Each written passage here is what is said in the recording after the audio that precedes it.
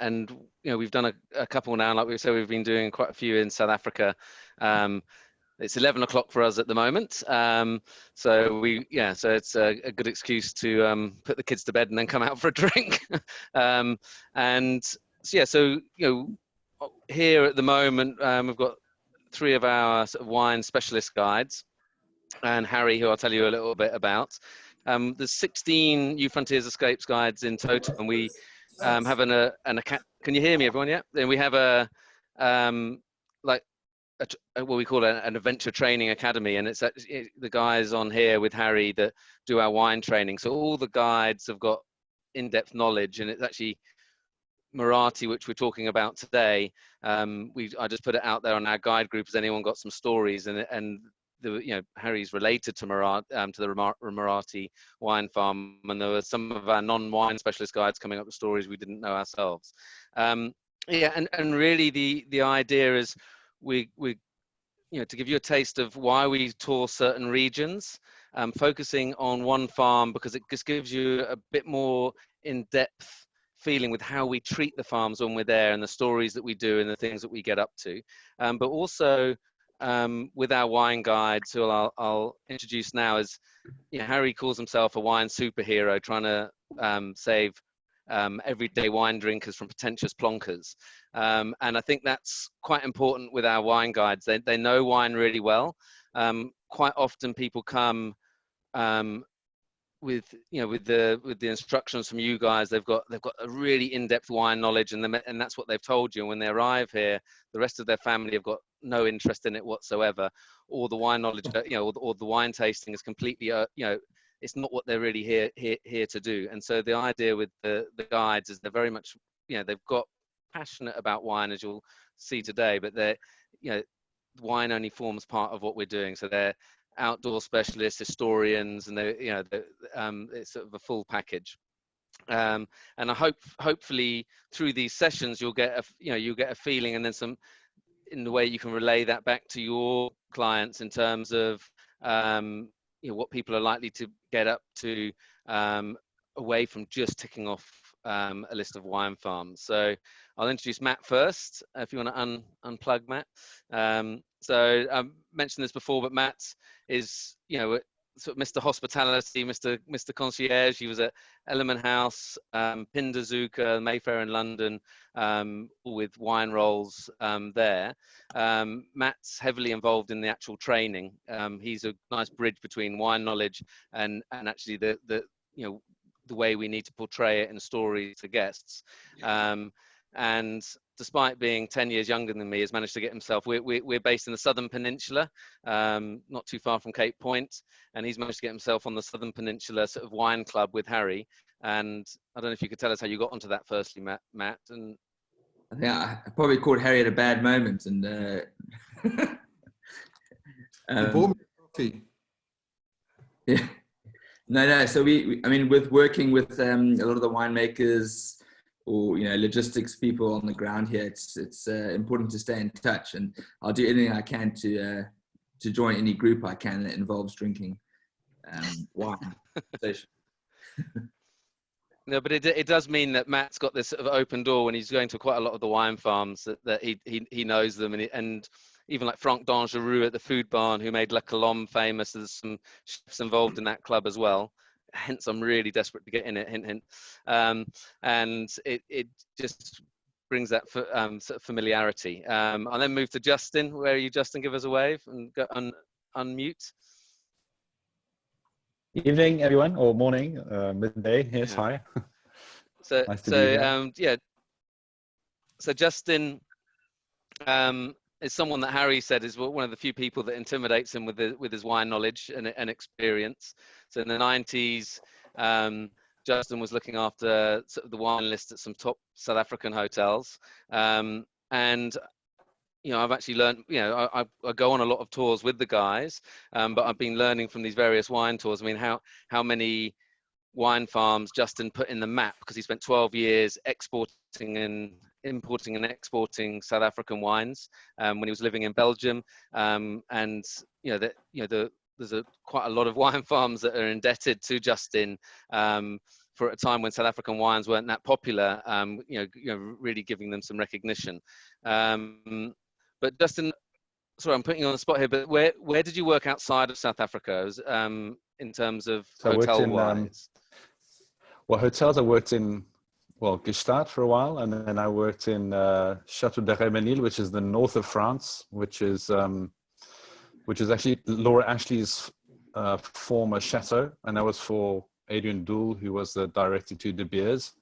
And I learned a lot about French wines there. And then I worked in Sao Tome, which is West Africa, for a year and a half. And there I learned a lot about hospitality, and of course was assistant manager there. So it was about running the hotel and running an operation on a rather remote island, extremely beautiful, and with a lot of logistical challenges, but awesome experience. And then apart from that, just working in Brussels, trying to convert the French speaking part of Belgium to try South African wines, which was quite a challenge, but great fun, and met a lot of lovely people. Yeah.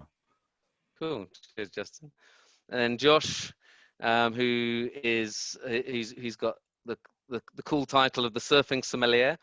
So, as we've mentioned before, trained lawyer, professional cricketer, then went to London, returned to South Africa to follow his passion of wine, and headed up 2 tasting rooms for 5 years in the Constantia Valley. But he tends to have like with a lot of the winemakers. I think one of my favorite wine tastings ever was at My Vine, where you tend to be a sort of an adopted son, Josh, I would say, of quite a few of the winemaking families that when on tour. And I think it comes from the enthusiasm. But how do you go there in your free time? How do you get to know these people so well? Yeah. Evening or afternoon, everybody. Of course, everywhere we go, and we just try and have a good time. I think that's something that's key to our tours, key to heading out to the winelands, key to drinking wine is to have fun. And I think instead of just going there like a lot of other people, we actually try and get to know them and get to hang out as just ordinary people, which I think is really cool. Getting invited into people's homes. Getting experiences that obviously no one else, who visits the area gets access to. So going there, as you say, on off day, going there, whenever we can, really, love it out there. So, but thanks. And I think that's why some of the stuff that we talk about, and this isn't necessarily on itineraries, although it'd be fantastic to be on itineraries, because a lot of it comes down to the personal relationship. So the wine tasting I was talking about, we hiked up to a waterfall and we were sort of drinking wine and some of the winner of the best Cab Franc in South Africa, and throwing it in the stream and trying different wines. And it was really down to that unique relationship. And then Harry, who is our touring wine master. It's a supplement on our tours to have Harry involved, and he's very relevant for today because he's an 8th generation Melck who are connected with Muratie. We're going to be talking about. He's the 101st ever Cape Wine Master, and there's only been 102, but it was the 101st one. And as far as we know, the only touring wine master. So it's a great thing to have on our team, and really where it takes our training to the second to none is Harry's the head of the Cape Wine Academy. So anyone who wants to train as a winemaker, a sommelier, they go through the Cape Wine Academy. And just in terms of being a Cape Wine Master, Harry, because you obviously a lot of what you're doing at the moment is more storytelling, but in terms of the actual wine tasting, I don't know if you can give us a little sort of insight to how they test you there. To become a wine master. Has everyone got a drink? Just let's have a sip first and then I'll say how's it. I'll go through some of the wines that are written up there. So to become a Cape Wine Master, it's that's a 5-year program, but leading up to that program, you've got to do the diploma, you've got to do a whole lot of courses. So it can span over a couple of years.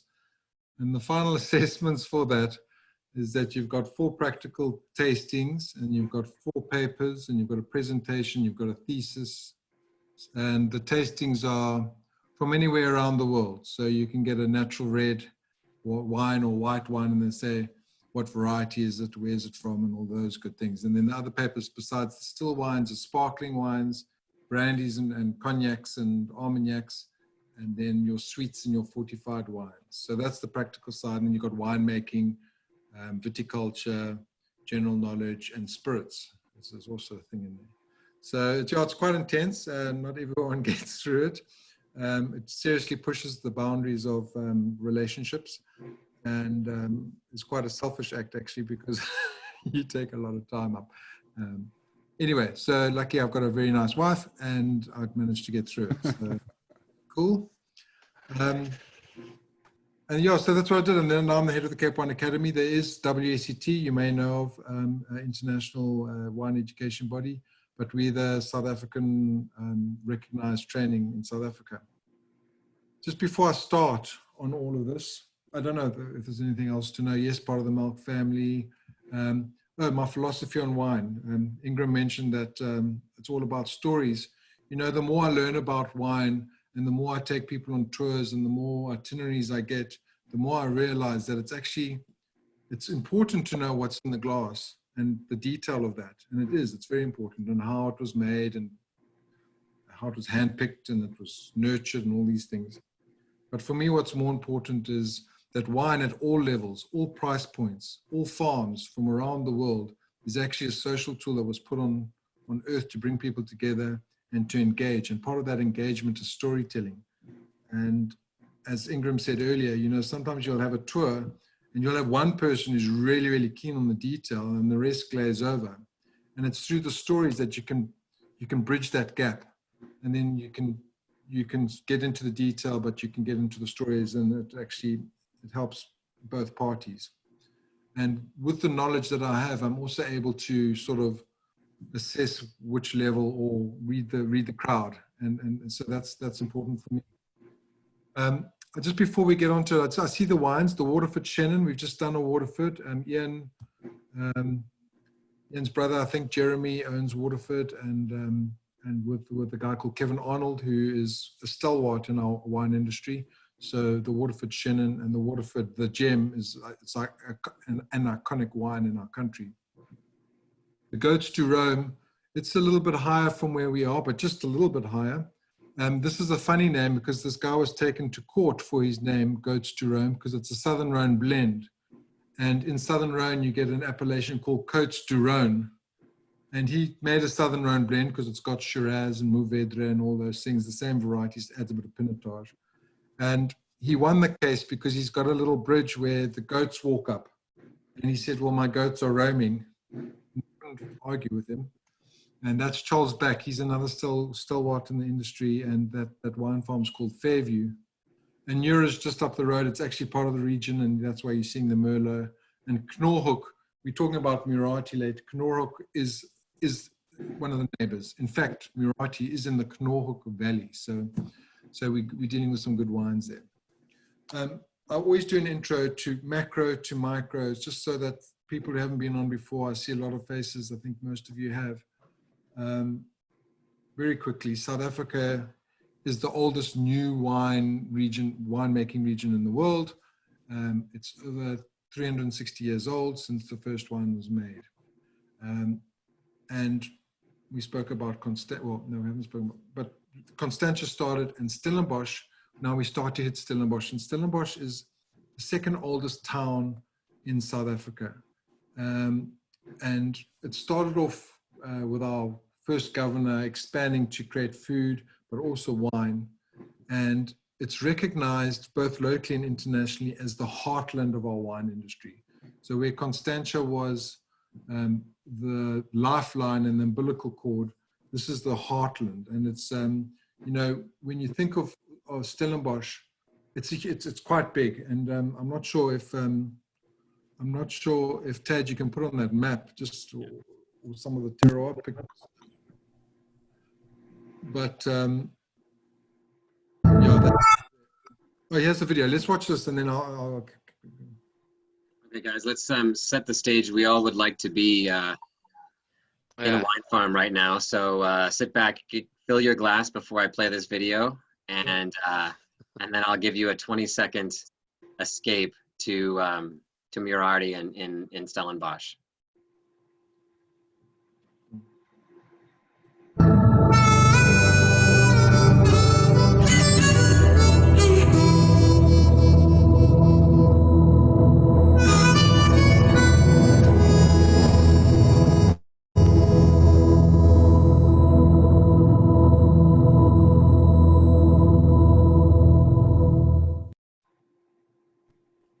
Just to give you a little bit of a taste of the place.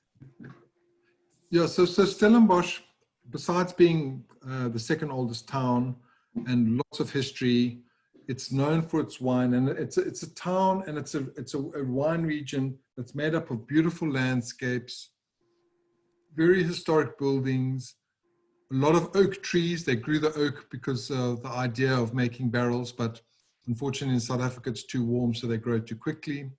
Lots of epicurean and gastronomic delights of restaurants, and then the wine.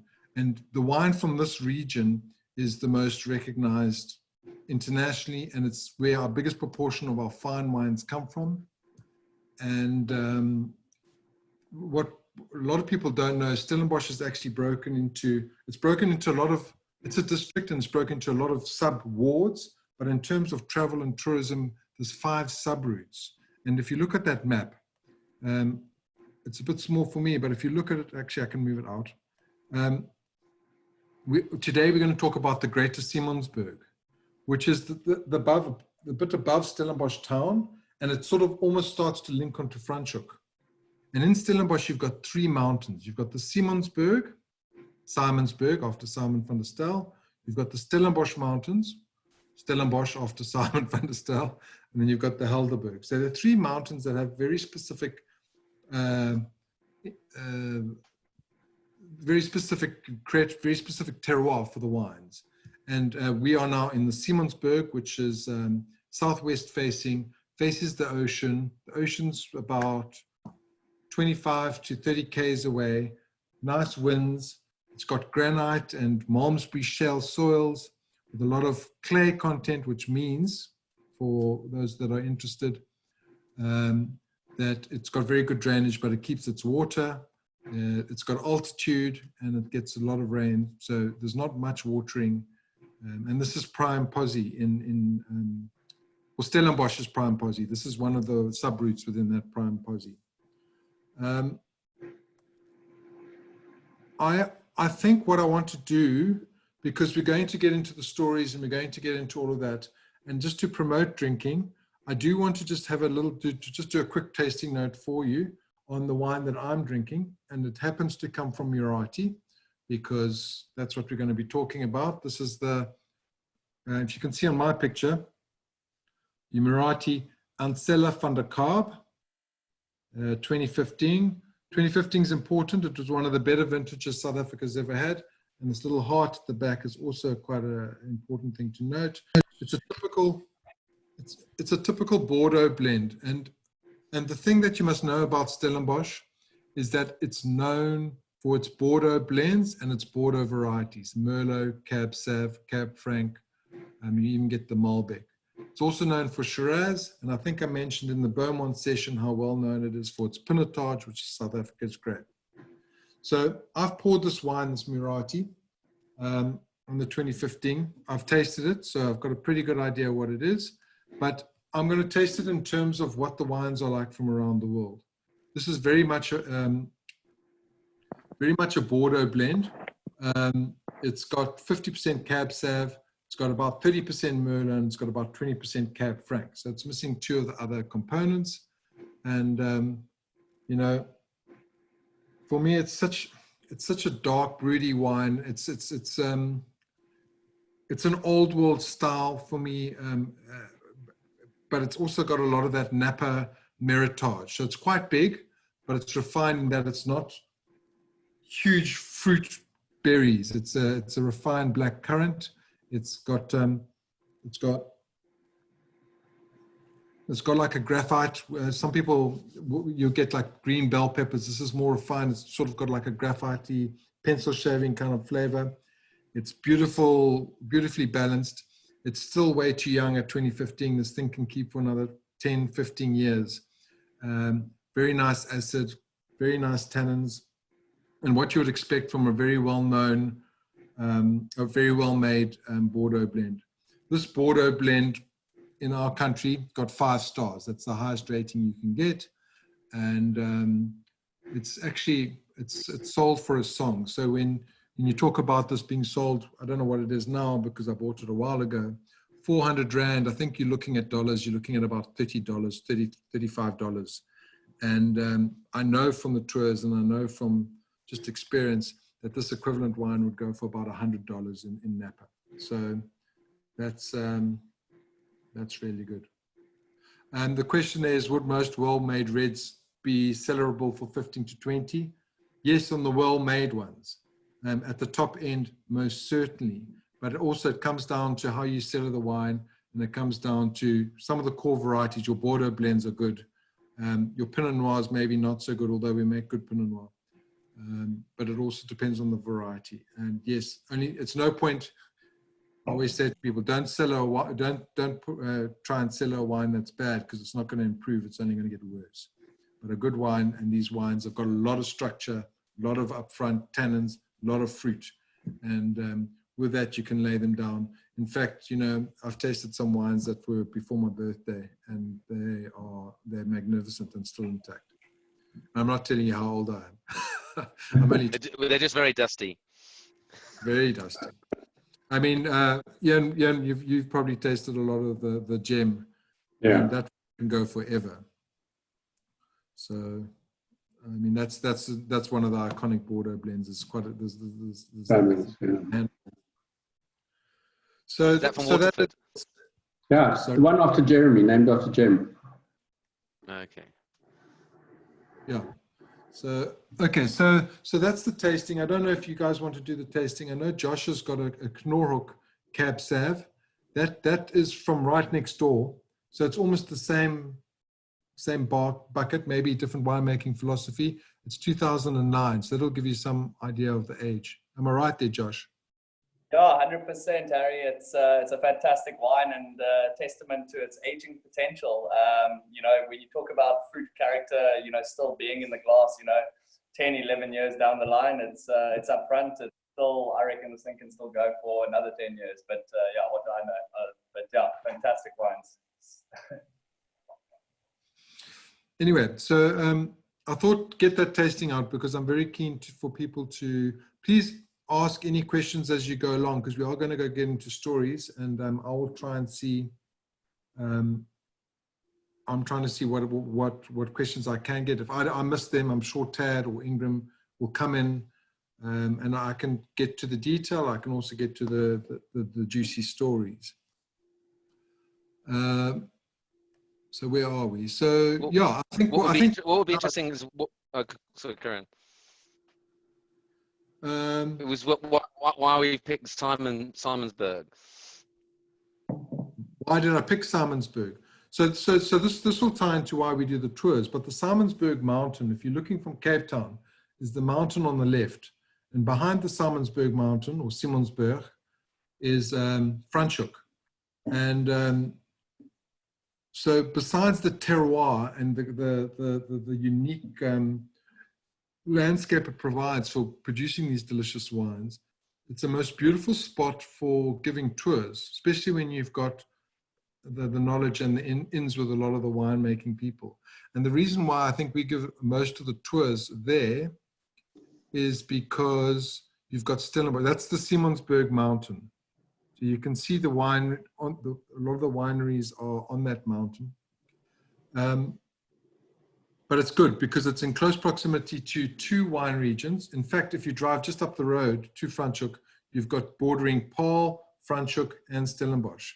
And that means if you pick up a guest in Franschhoek and you can do the loop, you can get them through all the regions, plus the wealth of stories. But the Simonsberg, the Greater Simonsberg area, and I'm not taking away from the other areas, has got some of the properties that we get asked about the most from international. So you've got Canon Corp, you've got Warwick, which was bought by an American company called the Leases. You've got Muratie, you've got Lavenier, which is bought by a French company. You've got Uphill Suchte, you've got Rustenburg, Glenelly, bought by a French person. You've got Takara, you've got Delegraph, owned by Graph Diamonds. And so it's a smart place to start, because, you know, I think in terms of the tours, and we'll ask some of the tour guides, but in some of the tours, you don't want to necessarily be getting these guys drinking heavy Bordeaux wines at 10 in the morning. Or maybe you do.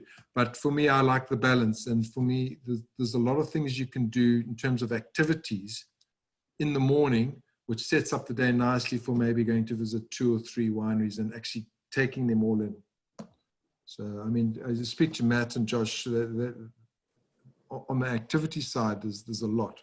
Yeah, no, I think I'd like to bring in Matt, because when we were, you know, when we first started out and we were putting the itineraries together, I was like, well, we need to pick out our wine farms, you know, 3 to 5 in a day, and try and, although we'll have flexibility, we need to have those on the itinerary. And then it was Matt really that sort of got me into the idea that we have to keep the structure looser, because of you know, when we pick people up in the morning, we're not quite sure what they want to do or where they want to go, and this has been a key area that we've used for that. So I'm going to bring Matt in just to, you know, give us his insight on that. Yeah, no, I mean, I'm sure a lot of you have a show of hands who knows the region at all. Do you guys know? Yeah, so from being there, it gives you some ideas. So from a touring perspective, and maybe also from, I mean, we all, you know, booking holidays for friends, family, and hopefully sometime in the future, some of our guests. It's a really good place. It's beautiful. It's got all these offerings and everything. And as Harry said, it's no testament to all the other ones, regions, wards. But the nice thing about the kind of Simonsberg or Greater Simonsberg area is that you got, from an activity point of view, incredible hikes, nature walks, mountain biking. So what I'm saying is that kind of, if you're planning a holiday for guests, your friends, your family, whoever, or yourself, it's very easy to plan the holiday in advance, or the wine tour and venture. Then on the day you get the guests, or it's yourself, and you've maybe had a bit too much wine the day before, or you've had not enough wine the day before. It's really good in a way that it's pretty limitless. So one of the mountain bike trails you have there is called Never Say Never Again, which means that, you know, this thing just keeps on going, and the possibilities there are pretty good, because if you get a guest, or yourselves as well, maybe you've been booked all these red wine farms, but you've had a time, you know, something's the day before is kind of thrown that off kilter. As a guide and as a guest, it offers so much variety, whether it's nature walks, hikes, mountain biking, whether it's red, white, rosé, bubbles. If you want history, you've got the town close by. If you want culture and art, you've got Dylan Lewis Gardens within 25 minutes. Then that's the beautiful thing about it, is that a guest on the day may not, you know, 3 months planning their holiday, they may give you a whole bunch of tick lists they want to do, but on the day, they may feel active or inactive. And this area really focuses on the possibilities of what you can do last minute on a tour, which is great. And it really helps the flow of a tour. So the farms, the wine farms you have are incredibly well positioned and quite close to each other. So whether, as you say, booking a wine tour in Stellenbosch, Franschhoek, and then you want to jump over to Elgin, you lose a lot of the flow driving big distances to get to maybe tick-off sites or tick-off wine farms, which guests want. We're focusing on sub-regions, wards, maybe some of you know them as appellations. In the smaller areas, you get to know the mindset of how guests are feeling, or you feeling on the day, and you can pick, white, red, rosé, hike, active. It offers a lot more variance, and there are far more options within focusing on smaller regions. And today we're focusing on kind of the Greater Simonsberg area. But I mean, that's why from a guiding or planning point of view, it's a very safe bet in the way that it's going to give us and the guests a really 99% chance of being able to blow them away, no matter how well or bad they are feeling on the day, regards active or inactive or wine tasting or something. So it's a safe area in that regard, and that's probably one of the reasons. Matt, I was going to say, in terms of the wine farms, I mean, give us the extremes where, somewhere like Rainbow's End with that you found that where you can really sort of judge the character of the guest and then take them to completely extreme farms. So that's it. Is you have these things like, say, Telegraph. Everyone knows, well, it's world renowned, beautiful views, but it's very easy to drive up, tell them you come to steal a diamond or two, they'll let you in anyway, and have a look around, hop over the fence, and you got Rainbow's End, which is the highest growing Merlot in the region, in the Bunghook Valley, which is well renowned for Cape Leopard, and the highest growing Merlot, which gives it this kind of old world character. So then and there, you can tell if the guest has been with you for about 5 or 10 minutes, whether they're into the kind of fancy glass, stainless steel, more contemporary style of wine visiting, or if they're going lean towards more the old world style. And you just hop over to Rainbow's End, which is off the beaten path, and no one knows about it. All their wine is exported, and it's a kind of a high end, if not a better rated wine, but no one really knows about it. And there's a lot of these little things which guests always want to book the big names, and then actually get them on the day, and they love the little small stories, which is where Muratie come into. They love the intimacy of the smaller boutique farms, and that's really where we can pull out the bag on these little kind of routes and pop the winemaker or someone that we have a contact with on the fly and say, I've got a group of so and so, can we do this or this or this? And it really brings out what we can offer on the day, last minute as well, which is quite good. Awesome. And then Josh, in terms of families, because I know you quite often you're taking a lot of families out because they like the idea of the surfing. Someone who can take them surfing one day and then the parents wine tasting the next day. What's the little treats that you? 100%. One of my favorite places when we have a family to go is to a place called Boschendal. Just to sort of translate for you guys, it means the bush and valley, and they have incredible trails. They actually have a whole kids section. It's called the Treehouse. Do yourselves a favor, go check it out, where they're teaching kids about nature and biodynamic farming. Incredible things. But if they are active, if they are old enough, we can rent some bicycles, go on a track, 5 kilometers, about 3.5 miles, or even further if they're up for it. Hiking, and of course, what better thing to do with the whole family than to get them all out in nature, having a good time, exercising. That's something I love doing. Walking through the gardens of Babylon's Torin with a family, teaching the kids about the herbs, and they grow everything. I don't know if you know, but they feed about 300 staff members on the farm every single day from what they produce on the farm. So that's everything from cheese and bread to milk and honey. It's incredible. So families love that sort of thing. They love learning. They love getting out there. It's something that a lot of these people that come from New York or wherever it may be in the States, they don't get the opportunity to spend their time with their family to get out there and be active. And it's a beautiful place. So, I could say that. So Tracy, who at Boschendal set up the Treehouse, which is the kids club there. I went to test it out with. I've got a very hyperactive 6-year-old who Tad's met, plus 2 other children. I always feel sorry for people when I leave the 3 of them there with the to look after them while we go wine tasting. But she said, no, I've set this up to really have an influence on children's lives. And I was like, well, that's quite lofty. You've got them for 2 hours. But But to this day, my 6-year-old, they take you out foraging, getting little. They made a little jam jar aquarium out of the river. They came back and they cooked all their own food on a fire when they came back. So since then, we've been making aquariums, setting up bug hotels. From someone who only ever ate fish fingers or chicken strips, suddenly he was sort of like frying eggs on open fires and that type of stuff. So it's a real treat to have that, and it fits really nicely with everything else. But I think maybe Harry, you get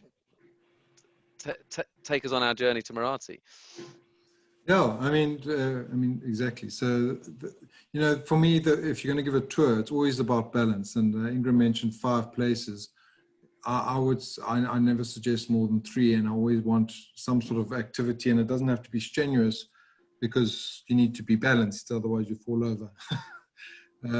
But these places have all got that, and they've got, you've got Kanonkop up the road, it's a first growth place. It's got a 100-pointer from Tim Atkin, and you've got... What does that mean, Harry? The 100-pointer? So we got an international... I think I might have mentioned this with the Beaumont, but Tim Atkin's a master of wine, an international master of wine. And that's what lends credibility to the story, is that he's come in and he gave the Kanonkop, which is... it's Paul Sauer Bordeaux blend. Paul Sauer, named after a very influential historian, person in history. They're 2015, actually, the same year as this, just up the road, also Bordeaux blend. And he gave it 100 points. Now, where do you go from there? I don't know, but it's a good feather in the cap, and that is really one of the other well-known farms. And so you can get these internationally acclaimed wines. And across the road, you've got Warwick, which is picnics and kids, and also very good wines. We're not even debating the quality of the wines here. But then you come into the Snorrock Valley and you get to Muratie, and that's the placard sort of wall that meets you just outside the wine tasting room. And this is a very, very, very unique place. Matt spoke about, say, Delegraph, which is very modern, lots of money, lots of Dylan Lewis statues, 2 restaurants, a diamond shop, and then some of the best art in the world. And but then you get Muratie. Now Muratie has got 335 years of story. On that little picture there, it says 1966. It was actually established in 1685. Says 16. What's it? 1699. 1699. That's when, and I'll start with the story of Lawrence Comfer, because he was the first owner. He was granted this piece of property in Stellenbosch by Simon van der Stel in 1685. The same time, Simon van der Stel himself was given land in Cape Town. And he was a German soldier, and his little house was very small. He wasn't wealthy, but he had to produce so much food, and it was so much food to so much wine. And as a German soldier, he, and it sounds a bit weird, but in those days, a lot of the Germans and a lot of the people around were in love with and had relationships with the slaves that were in Cape Town. And so Lawrence Comfer was in love with a girl called Ancella, who was in the, I don't know, Tad, if you can show the picture. It's right at the end or towards the end of the picture between Muratie and Cape Town. Anyway, he had a relationship, and what happened with the slaves is they would get locked up. They'd have the curfew. That picture. This one.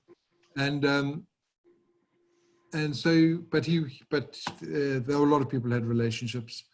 But he lived in Stellenbosch, and she was locked up in the town castle prison, which was there. You can see from Muratie, that's Table Mountain. If you've ever been to Cape Town, that's how far she was away. And every month he would walk through that.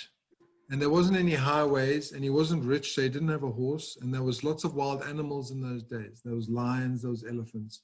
And he did that trip, which is about 35 kilometers. And he did that once a month. And yes, he went to go sort out his taxes and his business. And then he spent time with her. And from 1685 to 1699, he had 3 children with this lady. And yeah, they did a whole lot of stuff to try and get them exonerated and out of these slavery camps until the Dutch were made aware of it, and a whole lot of paperwork, I guess, and she managed to get released.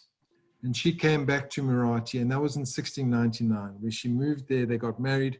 You'll see there's an oak tree. They planted that acorn on that day. So that tree is over 330 years old. And that was testament to their marriage and their love.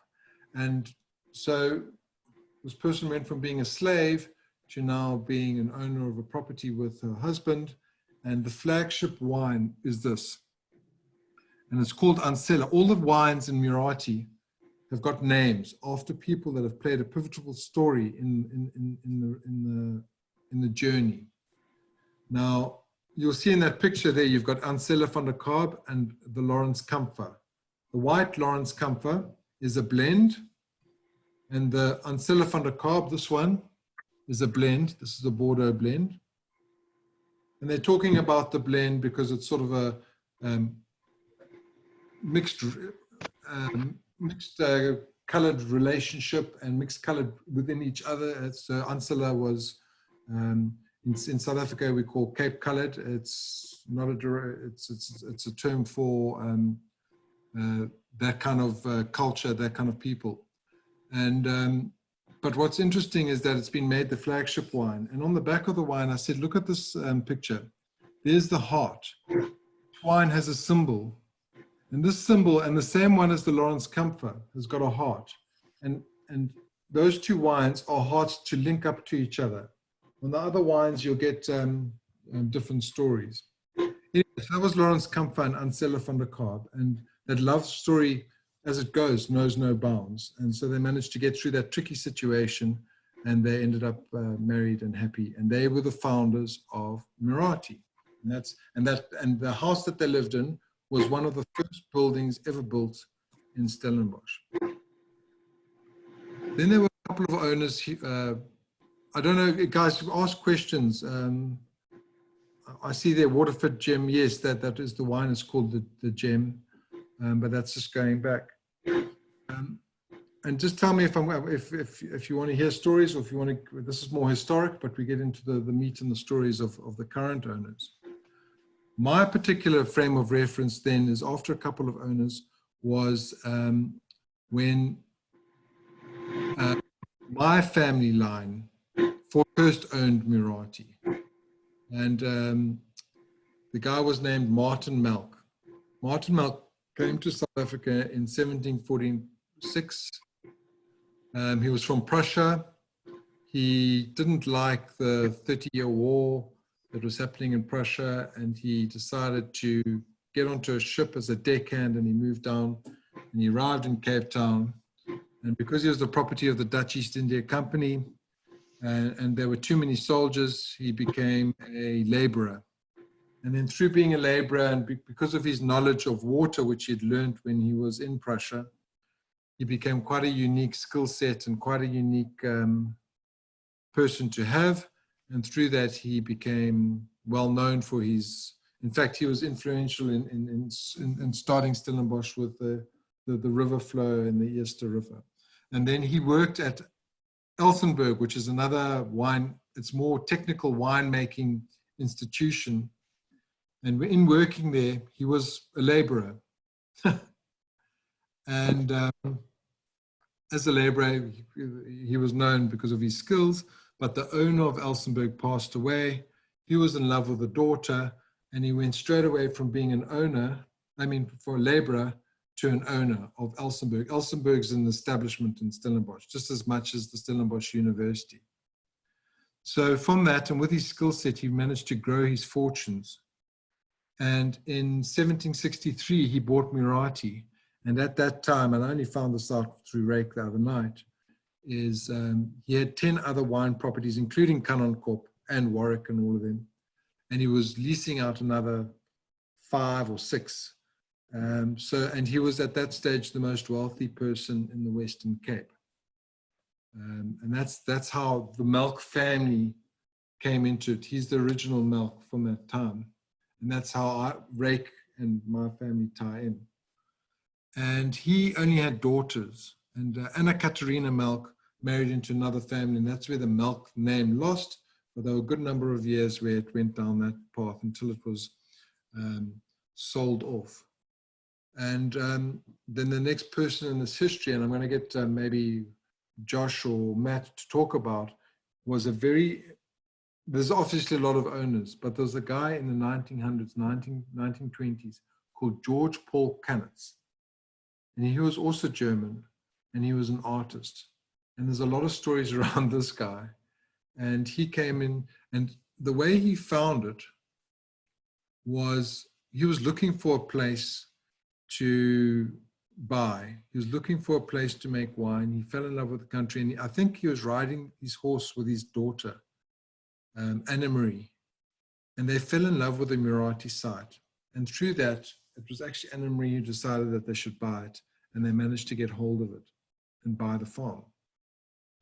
And he was an artist. He was a lecturer at the University of Stellenbosch in terms of art, and it was close enough to Stellenbosch, and that's and then he became this owner and this artist. And one of the true, I've got actually a wine. I've got a limited edition wine.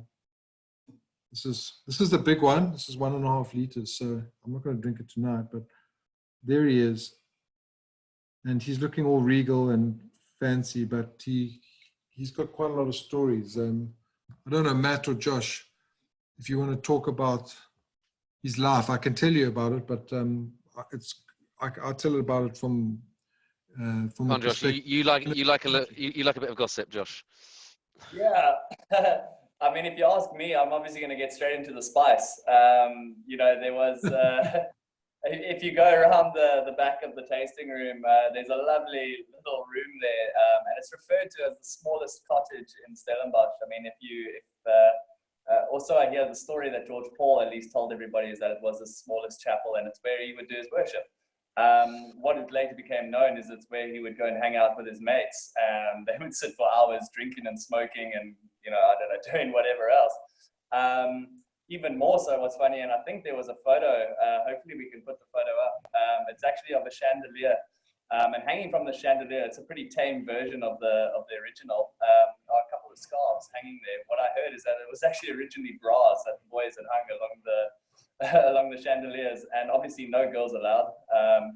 Later, it was obviously found out when there we go, when George Paul had passed away, that you know, that Alberta, his daughter, actually refused to even go into the room, and so I think it stood untouched all the way up until it changed hands. I think that was back into the Melck family.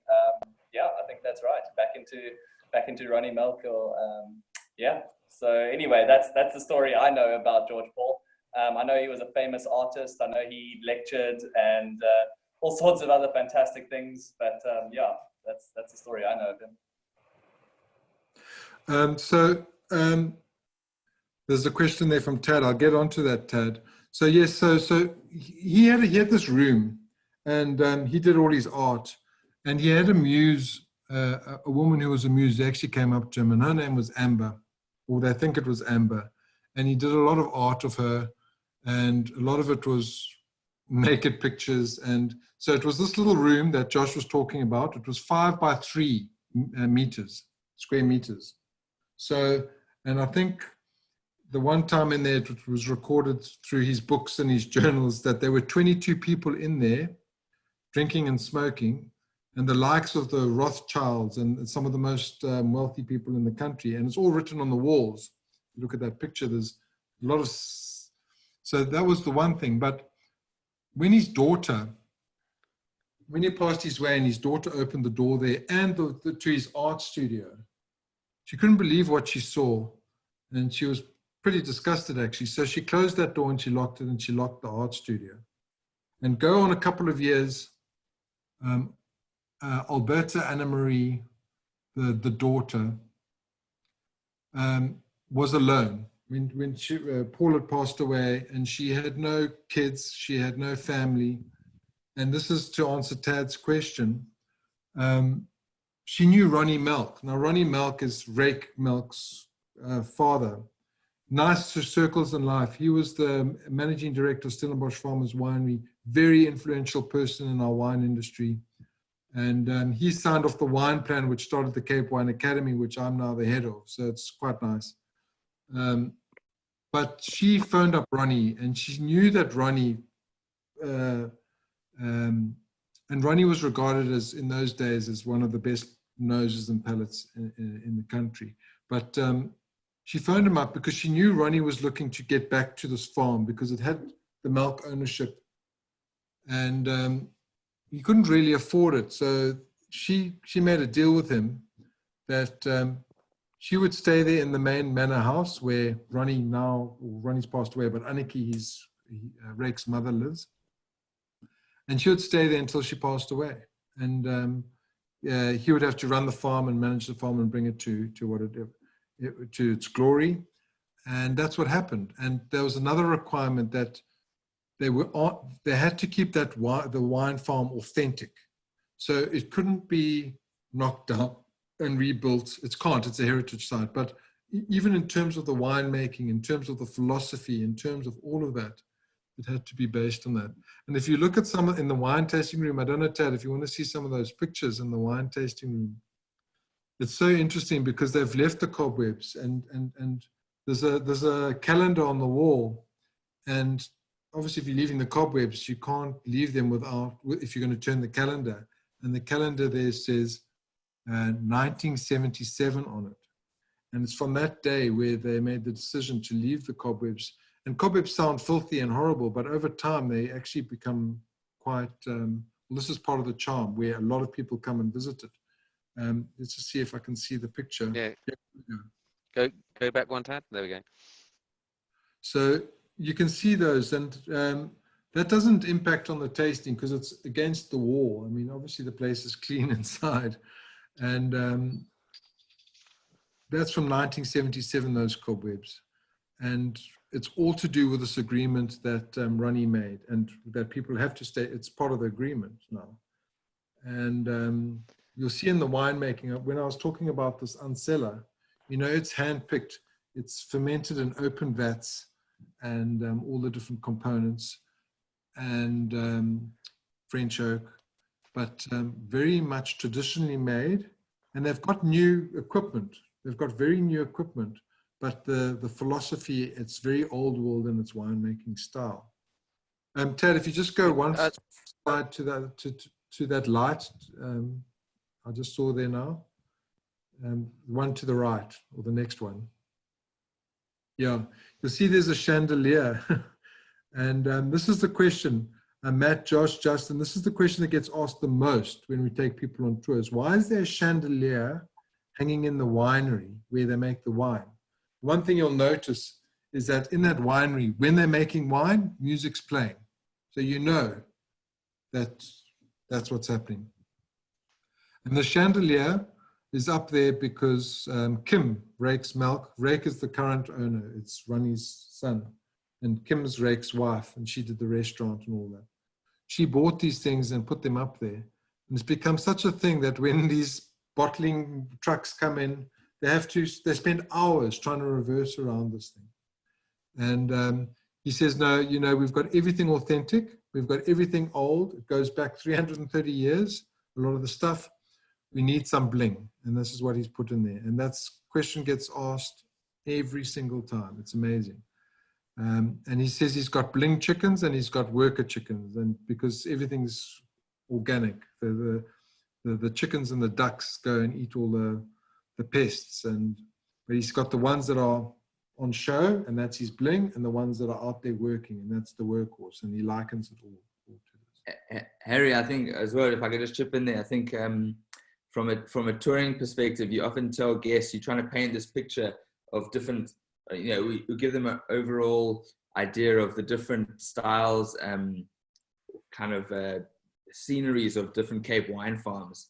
And I'm sure, you know, like in all over the world you have it, but to tell them you get this grandeur, you get glass, you get stainless steel, then you get properties like Muratie, which are kind of world award-winning wines, but they have 40-year-old cobwebs. Some guests tend to be like, oh, well, sounds like you're trying to blow, you know, barking up the wrong tree. But when you go to these farms from a visiting point of view, these old, beautiful, quirky farms, and guests are a bit reluctant at first, you know, but you can see that they got this little bit of romance in them. And you go there to these settings, and you're sitting in the tasting room and it's dark with all these cobwebs, and it almost sets the scene like a movie where all these stories kind of they're coming to life, and they're transported. And often, I'd say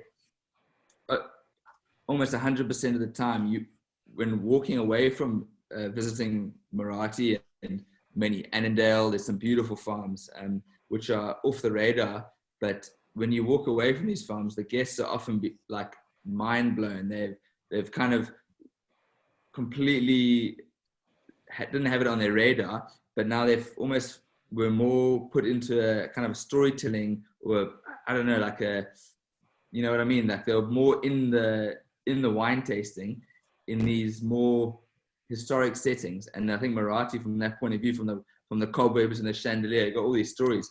The guests often feel they leave there thinking they've learned and had a far better immersive experience than, say, visiting a larger, more corporate estate, which is, I think, one of the best things about visiting it. What's really cool is whether it's, well, I know it's because of the contacts that we've made with them and the relationship we have, is the wine tasting isn't actually in that room. Oh, I must tell you about this tasting area now. But the wine tasting isn't in that room. And if you've got Rake telling a story, or Desmond who comes and adds his flavor, or the winemaker, Hutting de Villiers, you don't sit at the table and drink wine. Sometimes you do because you're telling stories about the tasting room. But he'll pour some bubbly to start off with, and then you go walk outside and he shows you the mountain, and then he pours you something else. And you might not cover all the wines, you may not. Maybe you just cover the stories with the wines that you've drunk. And we also, you know, Rake's very kind to us because he often, if we've got the premium clients, will get us to have food in the old. Yeah, I think go to the next picture, Tad. Oh yeah, in the old original house. No, needs to go one more. So this is Anneke's house. This was Ronnie's house. It was Albert Annemarie's house. There we go. It's got so much history in here, just if you look at the walls and the paintings and everything. And the person who helps cook there, Anneke doesn't live there permanently. Well, she does, between there and Hermanus. She owns a little place in Stellenbosch called Oom Saam's Winkel. It's the oldest sort of general store, and it's still very true to its roots. Still got all the old sweets and stuff that you would get there. But there's Rake, and I remember this day quite clearly because it's not like you have a lot of these. And there he's telling story. There's Amber, that's the muse, and Amber Forever. I said all the wines are named after. Amber was this muse, lots of paintings of her half naked, or with smiles. And the dessert wine's named after her, funnily enough. Yeah, this is something which you can't get. It's not something that is normally available. Yeah. And I think Harry, I think you're giving away too many of our secrets now. Sorry. Let me give another one. But the point is with Matt, and I know with Josh, and I know with Marcus, and I know with myself, I can go there and I can pretty much get free reign. So it just, and why that's important is because it creates flexibility. So if we've got a day that's turned out that's rubbish because the place where we were supposed to go to doesn't work out, or they've decided, the guests have decided that they don't want to start at 9, they want to start at 11, or they want to do something longer at another place. You can come in here and you can tailor and fill in your day how you want. And you can very, very easily stay at Muratie for 5, 6, a whole day and just look at the nooks and crannies and take it in. So it's pretty incredible, you know. And Rake is a personality in himself. He was the doctor of Stellenbosch, and so he knows everyone there. And when his father passed away, he's the oldest son and he likes wine, so he went back and he's the curator now, and he's doing wonderful things. But he also loves music and rock and roll, and from his old days he likes riding motorbikes, and he's actually looking quite smart there. And all his dogs, I said, are named different names. So Stella Artois has passed away. There's Sid Vicious is still alive, but he's not vicious. There's Frank Zappa, Axl Rose, which he got Axl Rose an Alsatian, and Axl Rose was a little bit unhinged. And I said to Rake, but if you're going to call your dog Axl Rose, it's going to be a little bit unhinged. And they had to send Axl back because he wasn't behaving very well. But he's still alive. He's with his original owners. And then there's Jackson and the Jackson 5. And it's just a place where you go and you walk into the tasting room and there's a chair there. And on that chair, there's a little sign that says, if you see a little white dog on the chair, that's Jackson. Please don't touch Jackson because he'll bite you. And yeah, every year. No, the dogs are a big part of the story. Now just, yeah, no, they're literally in every, when they follow you around, you can go into the vineyard. But I just think, like all our tours, we overrun. There's never really a finishing line. So it's just really just to, if anyone's got any questions, we've already opened our wine and we're going to be here a little bit longer anyway, because we've just got bed to go to. So, and I know you guys have got work to get on with, but you don't have to. You can stay with us. So if you've got any questions, please fire away. Otherwise, just for those that are left, let's raise a glass. Thanks very much, Harry, and the guides for your stories, and thanks for joining us. Cheers. I think one thing that definitely is emphasized here by the stories that Harry and Matt in particular, and Josh and Justin are telling is the flexibility that is so critical and so important that New Frontiers Escapes offers, and that you have these guys that can really change things on the fly depending on, as Matt said, if they had a big day the day before, or if the weather doesn't cooperate, or they're feeling more energetic or not, and having that knowledge and that ability to make changes that morning is incredibly important. And then having the relationships to be able to go to a place like Muratie and get into these parts of the estate that the average public is not going to be able to do. So thanks guys for kind of giving us that insider info that I think does make a huge difference in terms of the experience for the guests.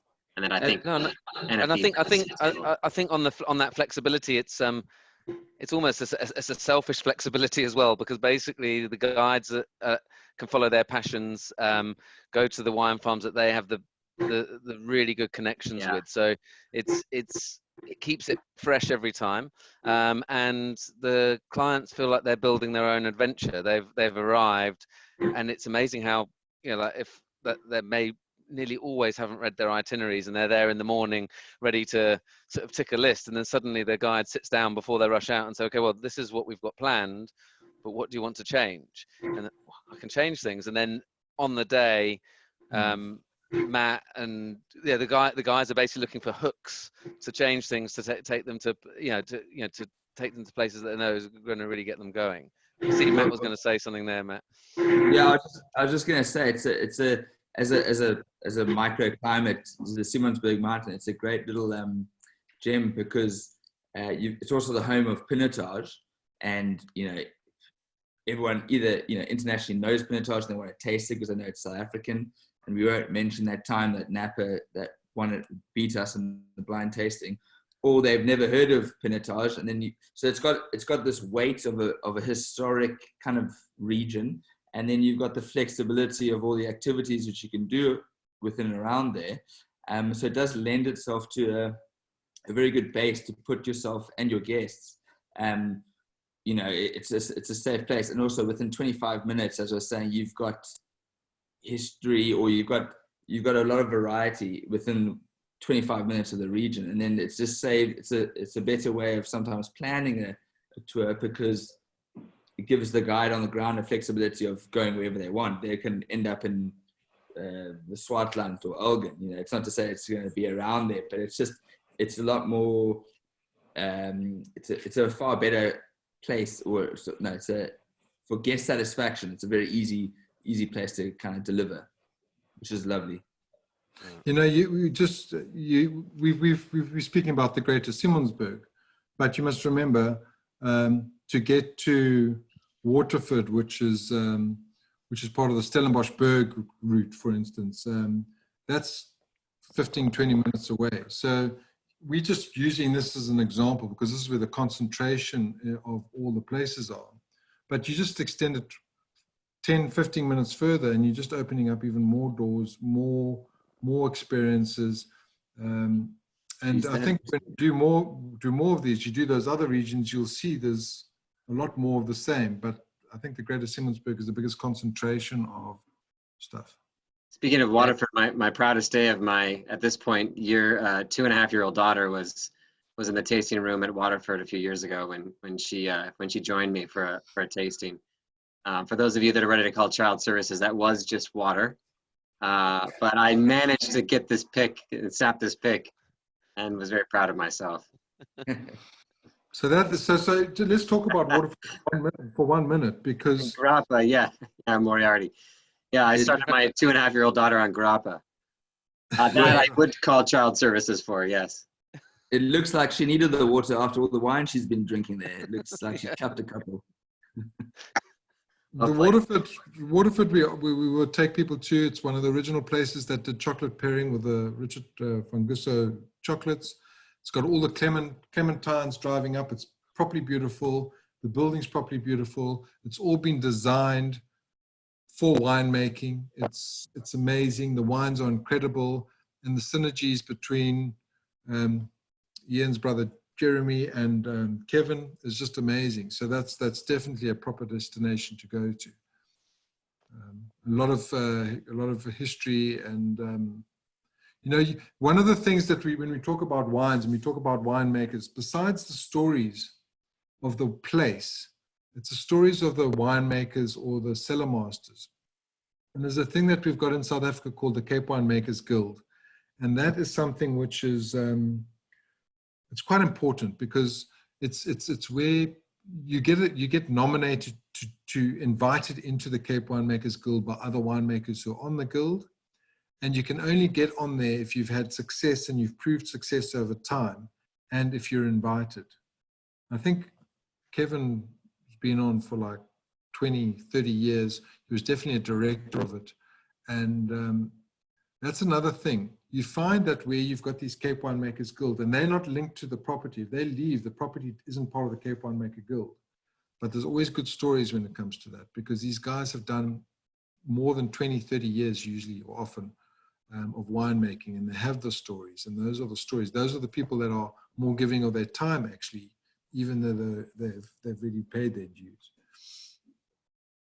No, I'm looking forward to with what we're doing here is getting some of the winemakers on when we can persuade them to stay up late, because of the 18 wine tastings we've done, nearly everyone has had. So we had Kevin on, we've had Duncan Savage, and what got us excited and sort of talking to Scott and Tad about getting this going is that the wine tastings we've been doing, some of them have ranked within my favorite wine tastings I've done, and it's on Zoom, because the winemakers are as bored as we are and really opening up in their own homes and cellars, walking around, showing us things and telling us stories that they maybe shouldn't do. And what's nice is, I mean, we'll send Tad the list, but we're sort of picking through who's really, and it's some of the people that aren't always the storytellers when you visit them. But at the moment in this sort of new Zoom world, they're loving it, and so it's Carrie's been recording them, so I think we'll end up making a series out of it, which is all stuff you'll learn about the different wines and favorite ones. But it'd be good fun to get a winemaker or two to stay up late with us and share their stories. If you've got 18 farms, which we've done now, and I think there's been 12 winemakers or owners on, for the tours, you are automatically creating flexibility. Because yes, I may have known them, a lot of them. I do, well, I know all of them, but having this sort of unique experience with another 50 or 60 people, I know now that I can phone up any one of those 12 people and say, listen, we stuck at a little bit of a hiccup. Our clients are a bit late. Can we pop in there and do something quite unique? And I know with those 12, as long as I don't call in all the favors all the time, there will be something special for them. So that's just the way it is. Brilliant. And oh, well, let's wrap up. Anyone's got any questions? Far away.